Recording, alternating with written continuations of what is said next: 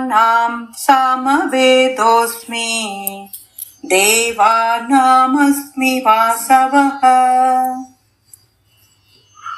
ఇంద్రియాణాం మనశ్చాస్మి భూతానామస్మి చేతనా. నేను వేదములలో సామవేదమును, దేవతల్లో ఇంద్రుడను, ఇంద్రియములలో మనస్సును, ప్రాణులలో చైతన్యమును. 4 వేద విభాగాలున్నవి. ఋగ్వేదము, యజుర్వేదము, సామవేదము మరియు అథర్వణ వేదము. వీటిలో సామవేదం అనేది విశ్వమును నిర్వహించే దేవతలలో ప్రకటితమయ్యేటువంటిది. భగవంతుని యొక్క మహిమలను వివరిస్తుంది. సామవేదము సంగీతపరంగా అత్యంత మనోహరమైనది మరియు భగవంతుని స్తుతించటంలో పాటుపడుతుంది. అది అర్థమైన వారికి చాలా మనోహరంగా ఉంటుంది మరియు వినేవారిలో భక్తిని పెంపొందిస్తుంది. రుద్రాణాం శంకరశ్చాస్మి విత్తేషో యక్ష రక్షసాం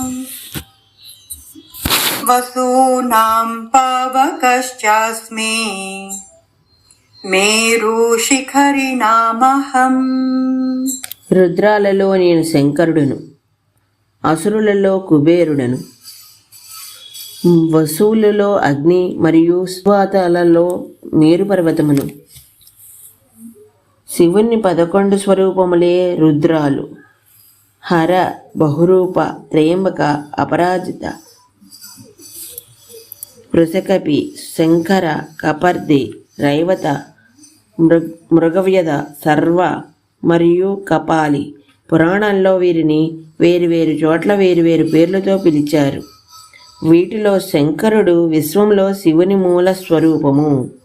ఈరోజుకి ఇక్కడితో ఆపుతున్నాను. మిగతా రేపు చెప్తాను. అంతవరకు ధన్యవాదాలు. అందరికీ ఎంఎస్ హ్యాండ్లూమ్స్కి తిరిగి స్వాగతం.